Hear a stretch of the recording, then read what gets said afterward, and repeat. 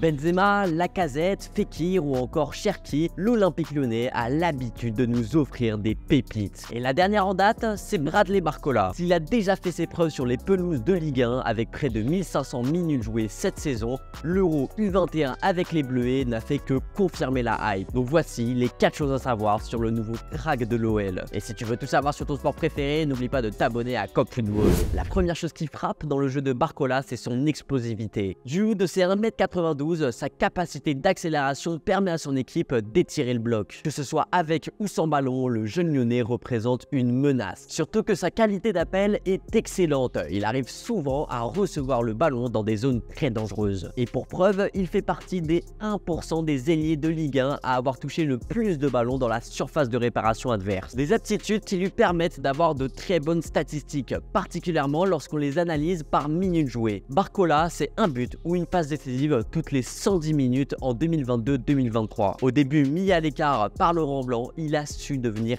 essentiel au Gaunes.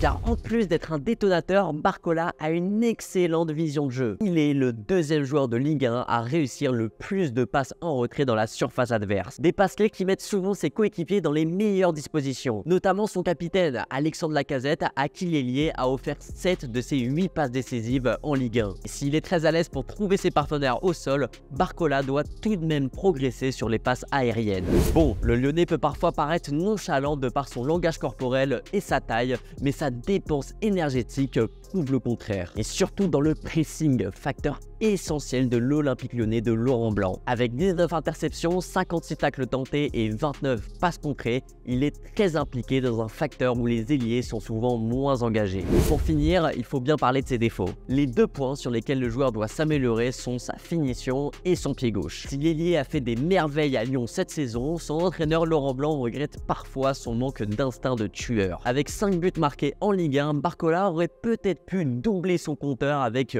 plus d'assiduité. Alors d'accord, il fait souvent les bons choix dans la transmission, mais il lui arrive assez souvent de se tromper lorsqu'il est face au gardien. Et en ce qui concerne son mauvais pied, c'est sûrement l'élément sur lequel il devra le plus travailler. Parce que le fait qu'il utilise la plupart du temps uniquement son pied droit peut lui porter préjudice. Notamment parce que les défenseurs adverses s'y attendent de plus en plus. Et avec le temps, il pourrait devenir stéréotypé. Lorsqu'il rentre sur son pied gauche depuis le côté droit, il va souvent revenir extérieur pour se mettre sur son bon pied. Et si son explosivité lui permet tout de même de passer son vis-à-vis, il est souvent en difficulté lorsque l'adversaire l'oblige à coller la ligne. Mais à 20 ans, le crack a tout le temps de se développer et de travailler sur ses 2 points. Et si le PSG souhaite s'attirer ses services, le Lyonnais voudrait rester à la maison pour continuer son développement. Et pourquoi pas s'offrir l'avenir radieux auquel il est promis.